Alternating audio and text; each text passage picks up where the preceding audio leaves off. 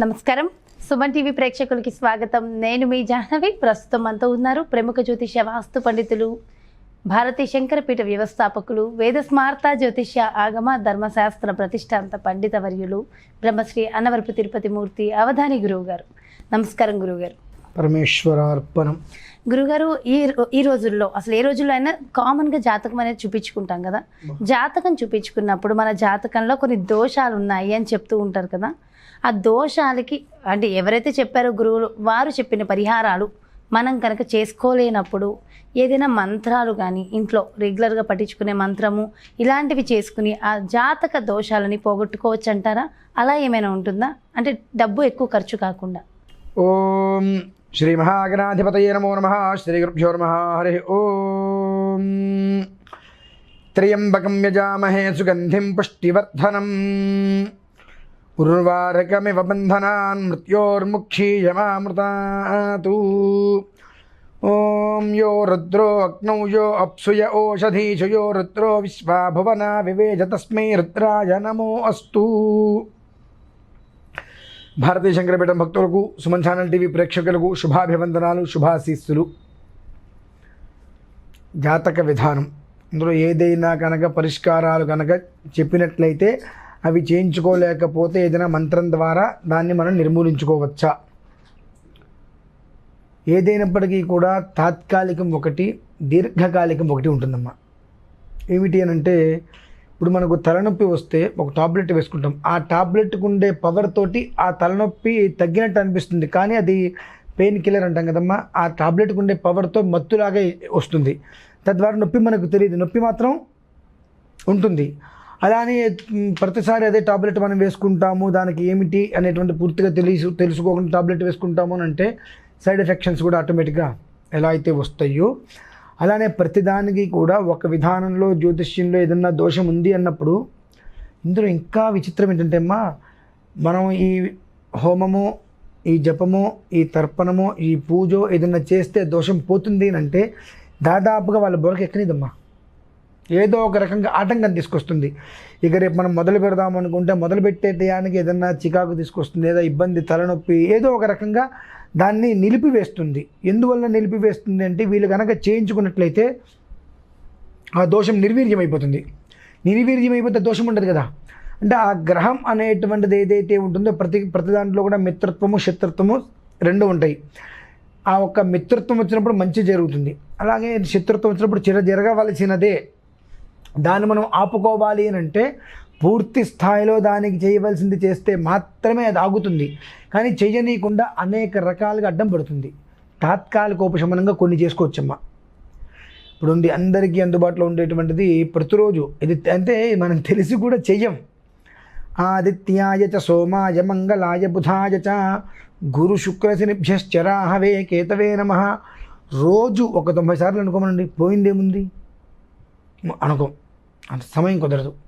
లేదా అధ్యవోచదధివక్త ప్రథమో దైవ్యోభిషకు అహేగుశ్చ సర్వాంజంభయన్ సర్వాశ్చయాతు ధాన్య. ఈ మంత్రాన్ని వినమనండి, బాగుంటుంది. వినలేం మనం. ఎందుకనంటే ఏదైతే ఒక నెగిటివ్ స్థితిలో మనం ఏం నడుస్తూ ఉంటుందో, నెగిటివ్ అంటే అది గ్రహస్థితి ప్రభావంలో, అంటే నెగిటివ్ అంటే అందరూ ఏమనుకుంటారంటే ఆత్మలని ఇంకోటని అనుకుంటారు. నెగిటివ్ అంటే ఆత్మలనే కాదమ్మా, గ్రహ ప్రభావంలో కూడా అది మనకు మంచితనంగా కాకుండా దుర్మార్గపతనంలో వెళ్తాయి కొన్ని గ్రహస్థితి గమనాలు. అంటే ఇప్పుడు కొన్ని మహర్దశలు ఉంటాయి, ఆ మహర్దశలు అంతర్దశలు ఉంటాయి. గ్రహాల్లో కూడా మిత్రత్వము, శత్రుత్వం అన్నీ కలిసి ఉంటాయి. కాబట్టి లగ్నం నుంచి తన స్థానం నుంచి వచ్చేటువంటి విధానంలో అష్టమంలో ఉండే గ్రహం, ఒకవేళ అష్టమంలో ఏదైనా గ్రహం ఉన్నదో శనేశ్వరుడే ఉన్నాడు, అతనికి ప్రాణకారుడు స్వతహాగానే. అతను ఎవరు? ప్రాణాన్ని రక్షించేవాడుతనే, ప్రాణాన్ని తీసేవాడుతనే. అతని యొక్క అనుగ్రహం కావాలంటే పరిపూర్ణంగా దానికి దానికి చేసి తీరవలసిందే, తప్పదు. మన చెయ్యనీయకుండా అనేక రకాల ఇబ్బందులు తీసుకొస్తుంది. ఇక రేపు మొదలు పెడదామంటే ఆ ఇంట్లో ఏదో ఒక సమస్య అప్పటికప్పుడు ఉత్పన్నమవుతాయి. ఎందుకంటే జరగడానికి వీల్లేదు. అంటే గండాలు అని అంటారు. ఆ గండాలని తప్పించడం అనేటువంటిది తేలికైన విషయం కాదమ్మా. ఎంతోమందికి అవకాశం దొరకదు. అవకాశం దొరికిన చోట వామ్మో ఇప్పుడు అంటే ఇది చేయకపోతే అవుతుందా, చూద్దాంలే, అయినప్పుడు చూద్దాంలే అని కొంతమంది అట్లా ఆగిపోతారు. అవకాశం దొరక్క చాలామంది ఇబ్బందులు పడుతుంటారమ్మా. ఈ కారణం ఏంటంటే ఒకటి ప్రతినిత్యం వాళ్ళు ఇంట్లో చక్కగా చేసుకునే దీపారాధన చేసుకొని శుక్రాంగారక అది రెండు శుక్రాంగారక బుధ బృహస్పతి శనైశ్చర రాహుకేతు సోమేత ఆదిత్యాయ నమః, లేదా ఆదిత్యాయ సోమాయ మంగళాయ బుధాయ గురు శుక్ర శంశిస్త రాహవే కేతవే నమః. ఇంతే కాకుండా నవగ్రహ ధ్యాన శ్లోకాలు ఉన్నాయి చక్కగా. జపాకుసుమ సంకాసం అని చెప్పి 9 శ్లోకాలు మనకు పంచాంగంలో ఇస్తారు. ప్రతిరోజు 9 సార్లు చదవనండి చాలా. ఇది అంతకుమించి అక్కర్లా. 9 సార్లు చదవగలిగితే ప్రశాంతత ఉంటారు. కానీ ఏంటంటే అక్కడ కూర్చుని ఆ 10 నిమిషాలు మనం చదవడానికి మనకు శరీరం సహకరించదు. ఆ 10 నిమిషాలు పేపర్లు చుట్టానికి, ఇంకోటితో గొడవ పెట్టుకోవడానికి, ఇంకో దానికి మనకి ఎంతైనా సమయం వెచ్చిస్తామని హస్తే అక్కడ కూర్చొంచడానికి సమయం వెచ్చించలేకపోతున్నాం. కాబట్టి ఇవన్నీ వస్తాయి. దీనికి తోడు మరో దరిద్రం, అది అందరూ చేసేది. స్నానం ఆచరించేటప్పుడు ప్రతి మనిషి అంటే పూర్వకాలం నుండి పంపు కింద కూర్చొని చేసేవారు, ఇప్పుడు బాత్రూంలోకి వెళ్తున్నారు. అందరికీ ఉన్న దుర్గుణం ఏంటంటే ప్రప్రథమంగా బాత్రూంలోకి వెళ్ళంగానే కాళ్ళ మీద నీళ్ళు పోసుకొని స్నానం చేస్తారు. కాదంటారా? దాదాపుగా నేను నదీ తీరానికి వెళ్ళినప్పుడు కూడా చూస్తూ ఉంటాను అసలు ఎలా ఏం చేస్తుంటారని చెప్పి. చెంబు నీళ్ళు తీసుకుని కాళ్ళ మీద పోసుకుంటారు, నదిలో దిగుతుంటారు. ఎందుకు చేస్తారా అని డౌట్ వస్తూ ఉంటుంది నాకు. స్నానాలు 2 విధానాలు. ఇంట్లో చేస్తే పైనుంచి కిందకి నీళ్ళు పోవాలి, నదిలో చేస్తే కింద నుంచి పైకి పోతాయి దోషాలు. అంటే ముక్కు ఇలా పట్టుకొని మనం మునుగుతాం. ఆ మునిగినప్పుడు దోషాలన్నీ కూడా కేశాల నుంచి వెళ్ళిపోతాయి బయటికి. ఎప్పుడు చివరి కేశం ఎప్పుడైతే పూర్తిగా మునుగుతుందో అప్పుడు ఆ పాపాలన్నీ పోతాయి. ఇంట్లో స్నానం చేసేప్పుడు శిరస్సు మీద నీళ్ళు పోసుకున్నా, ముఖం మీద నీళ్ళు పోసుకున్నా, కింద నుంచి ఇలా కారుకుంటూ పాదాలు మించిపోవాలి. ఆ దోషాలు పోతాయి. అక్కడి నుంచే మనకు ప్రారంభం, డే 1.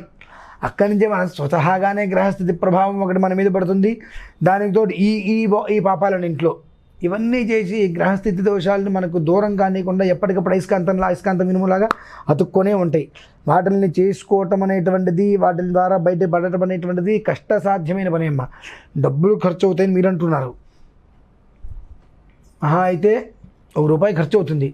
ఆ రూపాయి ఖర్చు అవుతుందని ఆలోచిస్తే తర్వాత ఏదైనా పరిస్థితుల్లో హాస్పిటల్ కానీ వెళ్ళాల్సి వస్తే రూపాయికి ₹10 ఖర్చు పెట్టవలసిన పరిస్థితి ఎంతకైనా వస్తుంది. ఎందుకంటే ఇందాక ఒక మంత్రం చెప్పుకున్నాం, వైద్యో నారాయణో హరిః అధ్యవోచదధివక్త ప్రథమో దైవ్యో భిషకు. భిషక్ అంటే వైద్యుడు. మొట్టమొదటి వైద్యుడు ఎవరు? భగవంతుడే. ఆయన అనుగ్రహం ఉంటే ఎక్కడికి వెళ్ళవలసిన అవసరం లేదు. ఆయన అనుగ్రహం లేకపోతే ఎక్కడికి వెళ్ళినా ఉపయోగం లేదు. ఆ కారణం చేత ఏదైనప్పటికీ కూడా కష్టమైనా నష్టమైనా భగవంతుని ధ్యానం చేసుకొని ఆ దోషాల నుంచి కనుక మనం నిర్మూలన చేసుకోగలిగితే మన తర్వాత మన పిల్లలకి తగలకుండా ఉంటాయి. అంతకుమించి ఏం లేదండి. మనం ఆలోచిస్తే మనం సంపాదించే సంపాదన ఎలా అయితే కనుక పిల్లలకి వెళ్తుందో అలాగే మన అనుభవం మనం దాచే పాపాలన్నీ కూడా పిల్లలకి ఆపాదిస్తాయి. మనకేముంది, పూజలు పురస్కారాలు చేసుకోలేదు, నేను బాగానే ఉన్నా కదా అని అనుకుంటాం. మన పిల్లలకి అది ఆపాదిస్తూ ఉంటుందండి. అంటే మన జాతక దోషాలు కూడా ఖచ్చితంగా పిల్లలకి ఆపాదిస్తుంది. మొహమాటమేం లేదు. చాలామంది అంటూ ఉంటారు, దేవుడు లేదు, ఏమీ లేదు, నేనేమి కష్టపడలేదు, నేను కోట్లు సంపాదించానంటారు. బాగానే ఉంది. నీ పిల్లలు ఎలా ఉన్నారు? మనకి ఇక్కడే కాస్త పరిసర హైదరాబాద్ పరిసరాల్లోనే ఉన్నారు. ఒక 50-60 సంవత్సరాల క్రితం 10,000 రూపాయల్లోనే 5 ఎకరాలు కొనుక్కునే వాళ్ళు ఉన్నారు. వాళ్ళ ఒక ఎకరం వచ్చేటప్పటికి 10 కోట్ల రూపాయల వరకు సుమారుగా అనుకుందాం, 6 కోట్లు అనుకుందాం ఎకరం. నాకేంటండి అన్నారు. 2 పిల్లలు కూడా మనస్థిమితం లేదు, ప్రశాంతత లేదు, ఎందుకున్నారో తెలియదు, ఏం చేస్తున్నారో తెలియదు. అంటే మనకు ఆస్తులు ఎలా పెరుగుతున్నాయో పాపం కూడా అలానే పెరుగుతుంది. ఆస్తులు పంచిపెట్టినట్టే పాపాలు పంచుకుంటాయి.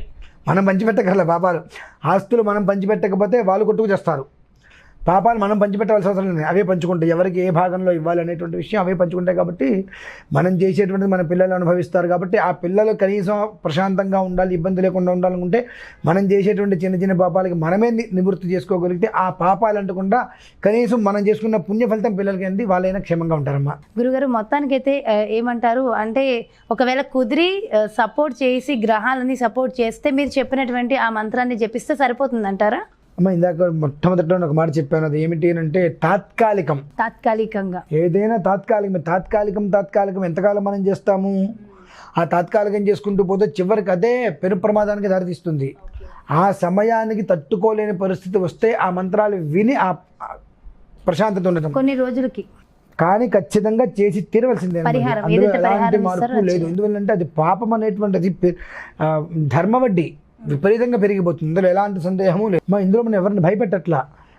మనకి ఏదైతే కనుక ₹1 పెట్టుబడి పెట్టి వ్యాపారం చేస్తే అది రూపాయలు రావాలని కోరుకుంటామో అలానే ఏదైనా కొంచెం పాపం ఉంది అనుకుంటే దాన్ని ప్రక్షాళన చేసుకోగలిగితే జీవితంలో మొత్తం ఏదో ఇబ్బంది లేకుండా ఉంటుందని మీరు మినహాయిస్తే ఇందులో ఏదో మీరు చేసుకోవాల్సింది లేదంటే ఇబ్బంది పడతారంటే మనం ఎవరిని భయపెట్టట్లా, ఆ అవసరమే లేదు. అది అర్థం చేసుకోగలిగితే చాలా జనాలు. చాలా చక్కగా వివరించారు గురుగారు. Thank you so much. నమస్కారం. చూసారు కదండి, జాతకంలో ఏమైనా దోషాలు ఉన్నాయి, దానికి పరిహారాలు చేసుకోవాలని ఎప్పుడైనా చెప్పినప్పుడు చేసుకోవాలంటే దానికి ఏమైనా మంత్రం ఉంటుందా అంటే ఉంటుంది. ఆ మంత్రం మాత్రం తాత్కాలికం, బట్ పరిహారం అనేది ఖచ్చితంగా చేసుకోవాలనేది గురువుగారు వివరించారు కదా.